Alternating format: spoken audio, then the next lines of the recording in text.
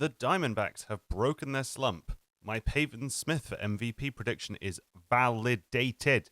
And is Brandon Pfaadt the new undisputed ace? All this and more coming up on the Dbacks podcast. Perdomo makes the play. And a high fly ball. No doubt about this. Home run Marte. They're going to send the ball all the way around. Corbin Carroll with an inside the park answer back. I'm Ivan Melendez. Luis Gonzalez. I'm Torey Lovullo, and you're listening to the Dbacks podcast. Dbacks podcast. Dbacks podcast. Arizona's #1 baseball and beverage podcast. Hi everyone and welcome back to the Dbacks podcast, where we bring you the hottest Arizona Diamondbacks tea and talk from across the pond here in London. We're proud to be Arizona's #1 baseball and beverage podcast. I've got my piping hot mug of Earl Grey with milk, no sugar, no lemon, because I'm not an elitist Philistine. Let's get right into the big stories from the past week. The Diamondbacks rounded out a series win against the Baltimore Orioles with an emphatic 9-0 shutout win, helped in no small part by 6 scoreless innings tossed by one Brandon Pfaadt, who, as we're about to discuss, is probably the heir in waiting to the title of ace, and rounded off by Pavin Smith and Josh Naylor hitting back-to-back homers in what really can only be called a demolition job. This had been preceded the previous night by Torey Lovullo and Merrill Kelly being ejected for arguing one of the absolute worst checked swing calls I've ever seen. That Baltimore Orioles bat got, way past a solid 90 degrees off the plate. We're probably looking at like 120, 130 degrees in terms of the angle of the swing. Nowhere near being a checked swing. It was a swing all day long. And, Torey Lovullo was rightly angry about it. And that, of course, spawned a million memes. And perhaps some of that frustration boiled into the Diamondbacks taking a lot of that anger out on the Baltimore Orioles the following night. But one bright side of, we'll call it a bright side, of Torey not being in the dugout for those final innings in that game was that it's led to a more traditional bullpen. No mucking around with, specific matchups. It was just, the 7th, 8th, and 9th inning guys in order. Shelby Miller, AJ Puck, and a closer role and second save of the year for Justin Martinez, who absolutely demolished anybody he's faced. He's, very much proving that he deserves that role. I don't think he's put really a step wrong this season. Very, very rarely does he give up a hit. Even rarer than that is he walks a batter. Justin Martinez, fear and cower all ye who face Justin Martinez, because man, oh man, his pitching is brilliant right now. This was after the Diamondbacks had dropped 2 out of 3 at the Nationals over the weekend, and the milkman Zach Gallen got curdled in what he described as a bizarre start in Game 1, and probably one of the worst performances we're ever going to see out of Zach Gallen. He said he didn't really know what happened in that one. I don't think anybody really knows what happened to Zach Gallen in that one, other than he got hit around a lot, and he got hit hard. So, yeah. Now, the Diamondbacks rotation pitching backs to front in terms of, the amount we're paying a pitcher versus how many wins they're getting and how well they're pitching right now isn't exactly an unknown thing. It's happened plenty of times in MLB history where, young, lesser-known guys have good seasons. Established veteran aces tend to not do as well, and, that leads to breakout years for younger pitchers. But it's weird, and with 200 million man Corbin Burnes yet to take a win, and Zach Gallen auditioning for the Yankees with that incredible 13 strikeout game where he excelled in the chilly conditions, I think, as yesterday demonstrated, here's my point. More of us Diamondbacks fans need to start thinking seriously about Brandon Pfaadt being developed into the ace long term. He's already got the time to develop, having signed that new contract. It's a statement of intent by the Diamondbacks that, yeah, Brandon Pfaadt is going to be, as part of this starting rotation for, as long as we can keep him. And he's the Diamondbacks' best pitcher on form right now so far in 2025. The only other person with the same record, which is 2 wins, 1 loss, is Merrill Kelly.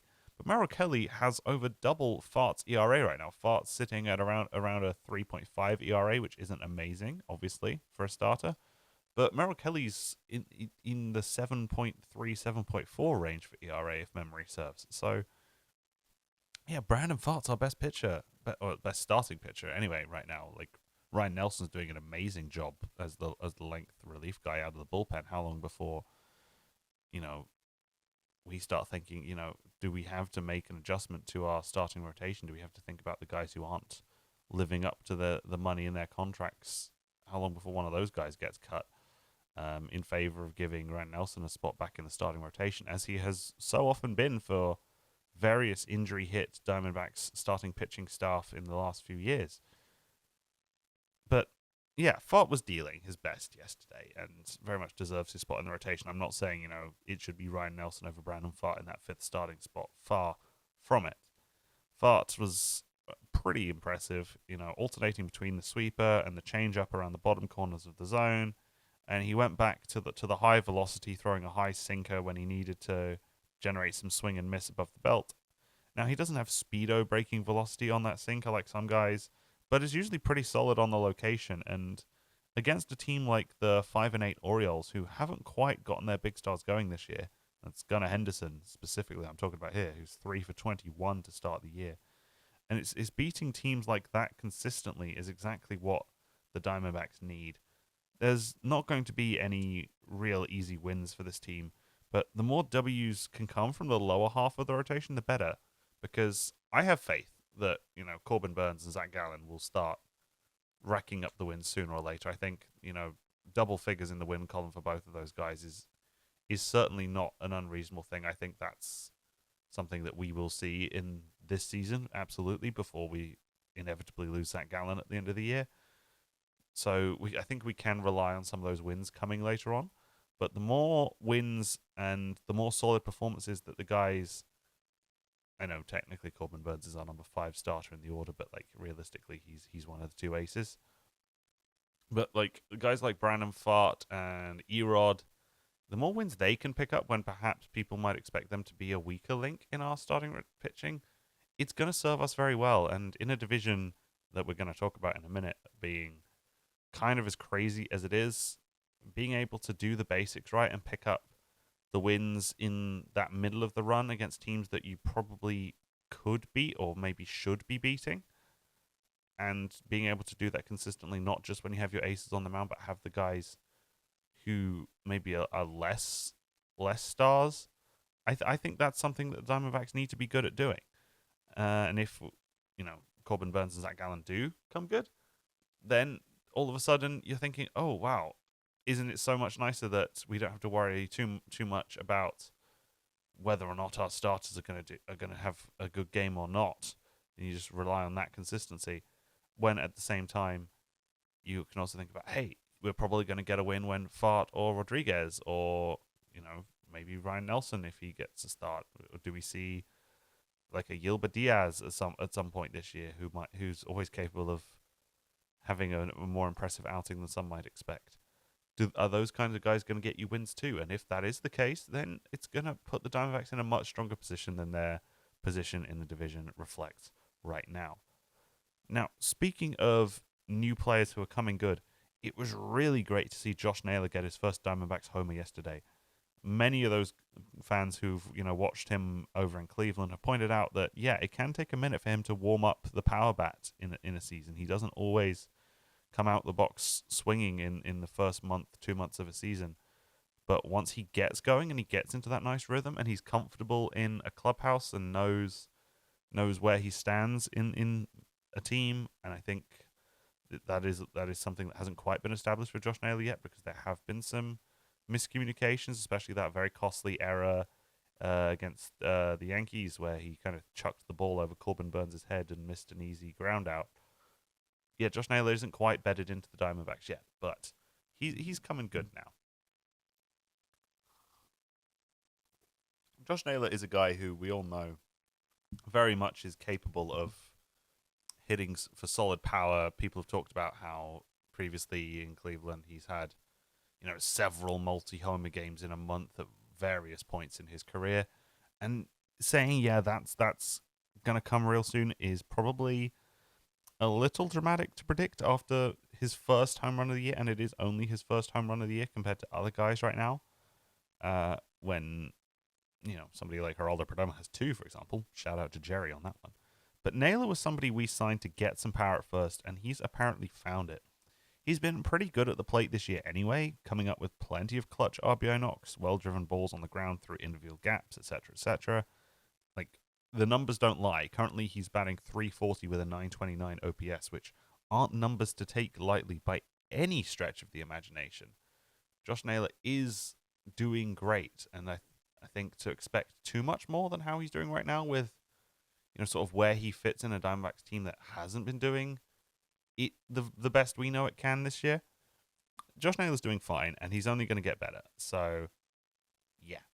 But when it comes to making some funky predictions, there's really only one name, at least on my mind right now, and tell me in the comments if, there are other guys that should be being mentioned in this.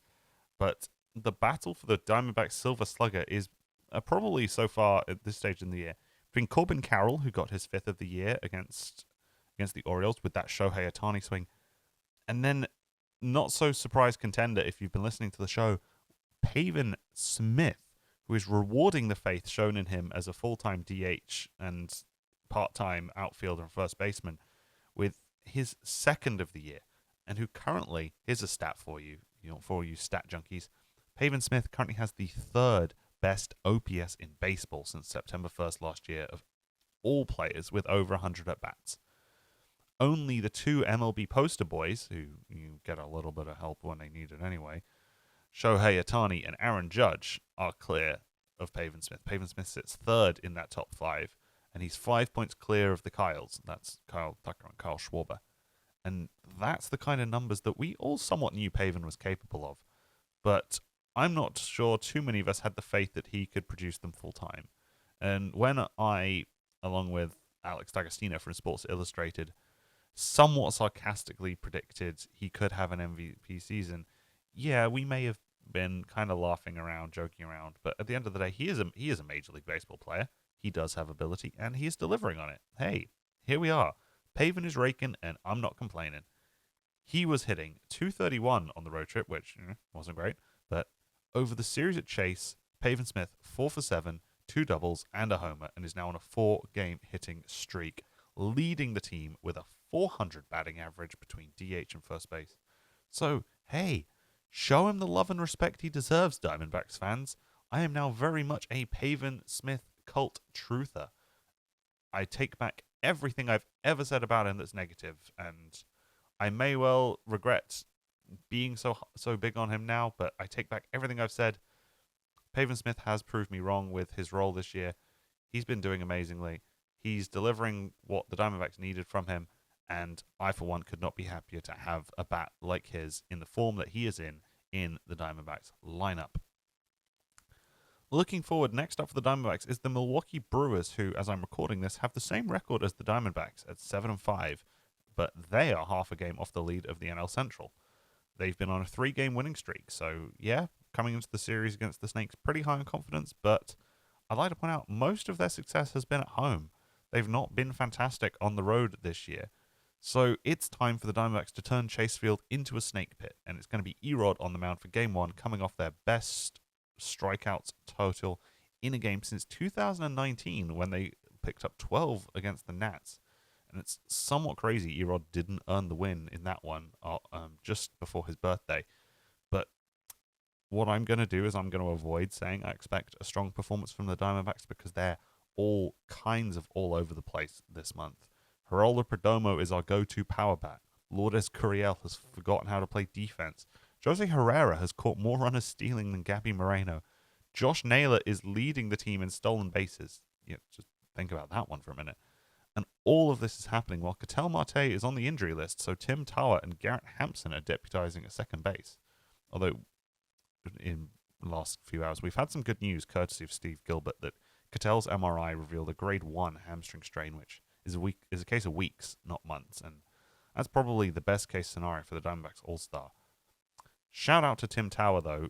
Ultimate utility man, played pretty much every position on the diamond since for catcher at various points in his career in Reno, finally getting the call to the majors, delivering his first hit, delivering some solid clutch at-bats, we on the scouting report were told that he would be capable of getting some hard hit balls, but like it's nice to see that being actualized with Tim Tower. And I, for one, genuinely considering, if you follow me over on X or Instagram, where we are at GB Diamondback or at Dbacks Podcast, I am genuinely considering getting a Tim Tower 13 jersey because I just kind of like the vibe. Number 13 is a number I've always liked on some players. Like many of you, if we're rolling back the clock a little bit, will know. Remember, that's Nick Ahmed's number, and I know there's sort of mixed opinions about him, but Nick Ahmed was kind of a vibe too at shortstop for the Diamondbacks in the pre-Geraldo Perdomo era. So, yeah, if anybody over at the Dbacks team store wants to hook me up with a Tim Tower jersey with the stitched numbers rather than the the weird heat applied ones that Fanatics are doing and the jersey quality is terrible. If anyone wants to hook me up, Diamondbacks team store, Rattle Republic, if you're listening, Just Sports AZ, any of you guys over in the Valley, hook me up. Let's get back on topic. Despite Ketel Marte's absence, there are a few signs that yesterday's win is a turning point for the Diamondbacks. They got lots of frustration out of their system this series, including that Torey Lovullo meme where it got turned into that thing of J.K. Simmons in that superhero show Invincible over on Amazon. It's like think, Mark, think, and he's yelling at the guy and pointing at his eyes, etc. Just like Torey Lovullo was pointing at the ump. I thought that honestly was pretty funny. I think it was Dbacks Dispatch who came up with that one. That was a pretty good meme, all things considered. And the Diamondbacks they got that frustration out of their series. They were playing tighter defense, not making stupid errors for no reason, under very little pressure. And the stats back that up too. It's their first in 6 games without surrendering a first inning run. Jake McCarthy broke their hitless streak to end that terrible 0-for-23 run with a hard hit, double into left field off a lefty pitcher. Ultimately, we have been able to rely a lot more on Alek Thomas in that outfield spot, but Grichuk, Tower, Pavin, and Hampson are all able to play there. So if Lourdes Gurriel's defense continues to crack, hey man, it's fine, we're covered. The defense had been fairly leaky, but they looked much more like their 23-24 selves yesterday. Perdomo and Tower looking like a well-connected, strong center infield, turning a strong double play and getting really close to catching Cedric Mullins, who, as we all know, runs really well on another double play too. Like, all things maybe just needed some extra time to gel, and maybe we're finally approaching that point after what's been a pretty dissatisfying start to the season. But still, being over 500 is good on the form chart, even given the crazy starts to the season we've seen the Dodgers, Padres, and Giants have. When we were so confident during spring training that it would be Dodgers and then us undisputedly in the division. That's not quite worked out in the opening month, but it's a long season. We know we're in a division with some very good baseball teams. Padres have some good players. Dodgers have some good players too. Giants, I said at the start of the year they could be a bit of a dark horse. They're very much more than just a dark horse on form right now. So it's hard to peg where the Diamondbacks actually stand in the running. A 7-5 record in any other division in baseball has you around the top couple of spots, or at least a fairly solid wildcard selection. So ultimately, it's just bad luck that we're in a division with 3 teams who started the year with crazy unbeaten win streaks. Those divisional matchups are looking pretty important right now, but we don't play the first of those NL West matchups until we have the Dodgers in May. So Diamondbacks have time to build up a head of steam and get Ketel back out on the diamond first, and I think he's very much going to be an asset because this will be our first series against the Dodgers since the departure of Mr. Dodger Killer himself, Christian Walker, who always did amazingly at Dodgers Stadium. But I think so far we're pretty vindicated in terms of, if we're going to have the Christian Walker conversation, if we compare him with Josh Naylor right now. Christian Walker has a minus 0.2 WAR in 12 games, 51 plate appearances for the Astros so far this year. 7 hits and 1 homer, only 1 RBI, no stolen bases, and has a batting average of 146. Compare that to how Josh Naylor is doing, and obviously we've won there. And then in the DH conversation, man, Jock Peterson is sucking over in Texas when you compare him to how Pavin Smith is doing. Pavin with a 0.5 WAR, Jock with a minus 0.5 WAR. Jock's got more plate appearances than Pavin. He's got 38 to 35, but only has 3 hits, no homers, no RBIs, batting average of 0.94. I don't know what they did to Jock over there in Texas, but he is very much not the same player that the Diamondbacks had last year, and who knows why. And as I'm scrolling through Twitter, Dbacks Dispatch have just put out another elite meme. They've got a picture of Pavin Smith dressed up like the Wendy's girl, and it says "Craven for Pavin," and that might have to be a T-shirt at some point because this is funny. I like this a lot. Some of the other news in the Diamondbacks news cycle before we wrap it up. Been a pretty good year for Diamondbacks minor leaguers so far. Really strong catcher cohort in the minor leagues at different levels. Obviously filling in for Adrian Del Castillo, who started the season on the injury list. Drew Jones at High A Hillsborough is doing amazing with his batting currently a 409 average. Ryan Waldschmidt, same. He's batting 600 average. And yeah, some pretty awesome pitching going on. Christian Serda starting pitcher over in Reno at the moment. He's started the season with something like an 0.9 OPS. Not OPS. 0.9 ERA, and that's pretty crazy for a starting pitcher in a fairly hitter-friendly ballpark right now. And yeah, it's pretty good all round. The good vibes are still here for the Diamondbacks. There's no need to panic, guys. Things are going to work out fine. Don't worry about it. Diamondbacks are going to come good. You're going to see. At the end of the day, Milwaukee Brewers could give us a challenge. They've obviously got some good players, but they're a team that's similarly matched the Diamondbacks. But if we carry on the momentum we have right now, things are going to be just fine. We're going to wrap the episode up there. I'd like to say thank you very much to the friends of the show over at the Home Run Travel Company. It's not too late to book for the 2025 Home Run Travel West Coast Tour, where we're going to be checking out Los Angeles, San Diego, San Francisco, Seattle, and Anaheim. See stars Shohei Ohtani, Mike Trout. The list goes on. You got Rodriguez up in Seattle. Man, actually, no, think about it. There's some cool reasons to go and see some baseball in Seattle, and I'm looking forward to it. And not just because I'm excited to go and see the first ever Starbucks. I'm not that much of a tourist.